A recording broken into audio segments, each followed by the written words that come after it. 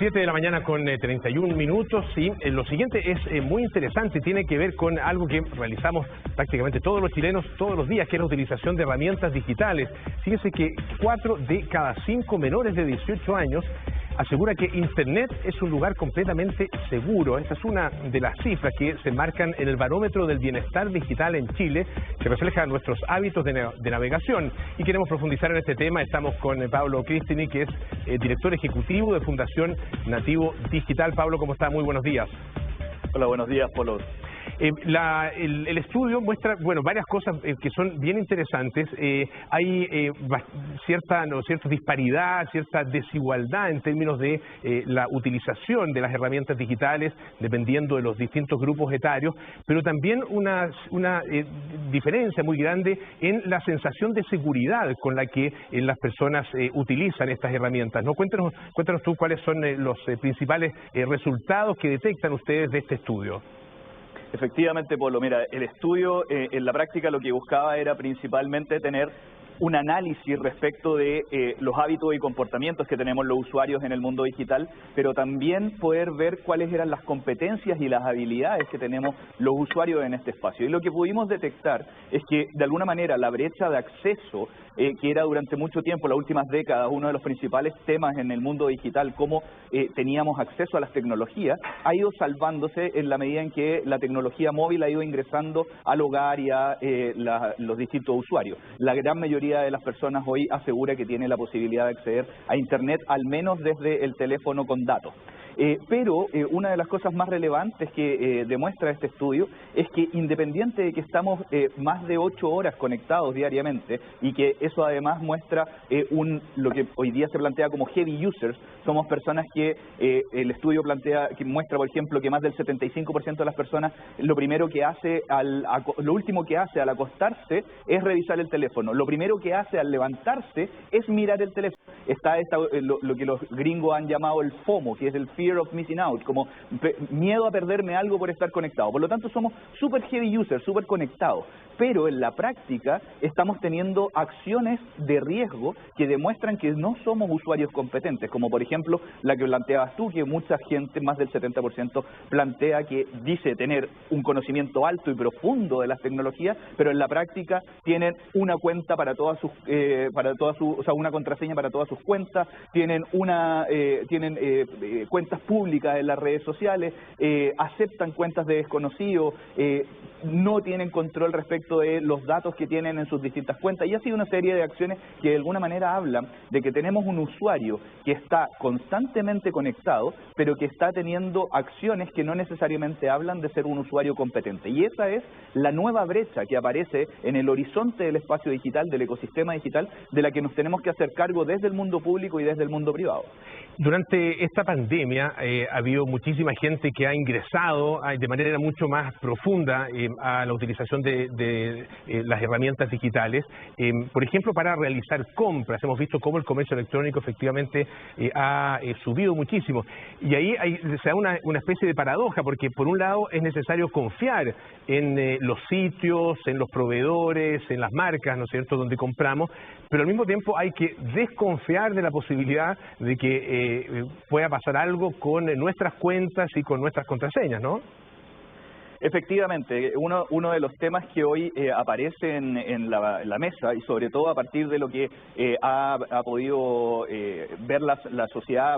con lo que está pasando con el Banco Estado, en el que de alguna manera se está hablando, hay un grupo de gente que está utilizando esta información para hacer cosas negativas, como en todas partes de la sociedad hay personas que están buscando hacer delitos, y en este espacio también. Entonces, claro, la pandemia puso en evidencia que de partida necesitamos estar conectados para poder vivir y tener un desarrollo económico, un desarrollo cultural, un desarrollo social, pero también dejó en evidencia que hay muchas falencias de las cuales los usuarios no necesariamente estamos preparados, y ese es uno de los temas que el estudio plantea. Una de las cosas que busca es que demuestra de alguna forma que las usabilidades que hemos tenido los usuarios durante estas últimas décadas están concentradas principalmente en el área de ocio y comunicación. Básicamente ocupamos usamos las tecnologías para entretenernos y para comunicarnos, pero hay una usabilidad que son las usabilidades funcionales, que tiene que ver, por ejemplo, con trabajar, con hacer compras, con estudiar, que quedaron absolutamente de manifiesto que no estábamos suficientemente preparados para echarlas a andar. Estábamos en un proceso de transformación digital paulatino y de repente la pandemia nos cae y nos pone lo que nosotros hemos planteado, una transformación digital forzada. Nos dice, ya, de ahora en adelante no se pueden seguir haciendo los lesos, tienen que sumarse a este carro de la transformación digital, y eso involucra un proceso de alfabetización digital, un proceso en el que aprendamos a estar adecuadamente en este espacio digital para sacarle provecho y disminuir los riesgos, justamente. Ahora, dentro de las distintas herramientas, de las distintas tecnologías que hay para poder conectarse, por ejemplo, los smartphones, ¿no es cierto?, los computadores y también los juegos en línea, ¿hay alguna que sea más, de alguna manera, riesgosa que otra? Porque claro, hay, sobre todo por parte de los adultos, conocemos probablemente muy bien la utilización del computador, probablemente del smartphone, pero el mundo de los juegos en línea, por ejemplo, es mucho más desconocido y en ese se manejan mucho más y obviamente tiene mucho más uso intensivo, un uso mucho más intensivo los más jóvenes, ¿no? Efectivamente, no hay una diferencia particular en términos de devices, de aparatos, pero sí de los tipos de usabilidades que tiene. Justamente lo que planteabas tú, las generaciones más jóvenes están más propensas a los riesgos que hoy están presentes en el espacio digital, justamente porque están teniendo conductas en espacios digitales que tienen mayores riesgos, como por ejemplo redes sociales abiertas como Instagram, como TikTok,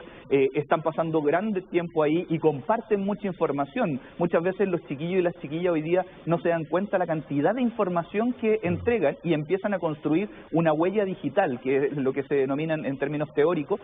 una huella digital muy temprana. Entregan demasiada información a las redes sociales y no saben lo que hacen esas redes sociales con su información. Muchos de los niños nos decían, las redes sociales no usan estos datos para fines comerciales. Y no, pues las redes sociales utilizan estos datos para fines comerciales. Y lo que planteabas tú respecto de los videojuegos, efectivamente, en los videojuegos hemos observado un alza en tasas, por ejemplo, de grooming o ciberacoso, que son riesgos que de alguna manera nos tienen que preocupar, justamente porque vienen a ocupar un espacio que antes estaba en el mundo análogo. Y lo que hoy día estamos viendo es que al menos un tercio de la población asegura haber tenido algún tipo de situación de victimización en el espacio virtual, principalmente en estos espacios como redes sociales públicas o videojuegos. Hay otra dimensión particularmente de las redes sociales, que tiene que ver con la información contenida en las redes sociales. Ya no la información que toman de los usuarios, sino que lo que de alguna manera aparece publicado, ¿no? Y hay tiene una alta credibilidad, en definitiva, las redes sociales en general, lo que aparece publicado en Internet, y sabemos que no todo lo que está ahí es verdad, ¿no? Efectivamente, y esto también habla un poco de la credibilidad que le hemos dado al espacio virtual. Yo me acuerdo cuando antes hacían estas encuestas y la televisión y la radio salían muy bien evaluadas en términos de credibilidad. Hoy el espacio virtual también está siendo un espacio creíble, justamente porque la gente cree o tiene la sensación de que porque lo compartió un amigo, un vecino o alguien que yo conozco, esto efectivamente es verdad. Entonces se produce una cadena de verificaciones que no necesariamente son las herramientas que uno tendría para decir efectivamente esto es verdad o no. Hoy día tenemos una proliferación de fake news, una proliferación de información que corre por canales de WhatsApp, y de alguna manera no tenemos todas las herramientas, no necesariamente tenemos todo el criterio para poder discriminar si son verdaderas o falsas. Y es justamente en ese camino en el que la Fundación Nativo Digital está impulsando políticas de alfabetización digital, y hace un tiempo estamos tratando de plantear también un concepto que hoy en la pandemia generó, por primera vez se hizo presente, que tiene que ver con el derecho a la conectividad, y ese derecho a la conectividad que sea un derecho sano, que tiene que ver con la posibilidad de que personas que están en zonas rurales, hoy día tenemos ciertas zonas rojas en región metropolitana y algunas zonas rurales también que no tienen conectividad adecuada para Internet, por ejemplo, tengan la posibilidad de acceder a partir de un derecho garantizado, y que ese derecho además vaya acompañado de un proceso de alfabetización, justamente para evitar esta proliferación de las fake news o de las informaciones que son tendenciosas o tendenciosamente falsas y que de alguna manera desorientan a los usuarios en el mundo virtual. Le queremos agradecer muchísimo a Pablo Cristin, director ejecutivo de Fundación Nativo Digital, por esta conversación con Tele13 AM. Que tengas muy buenos días, Pablo. Muchas gracias y pueden bajar el estudio en nativosdigitales.org de aquí en adelante. Perfecto, muchísimas gracias.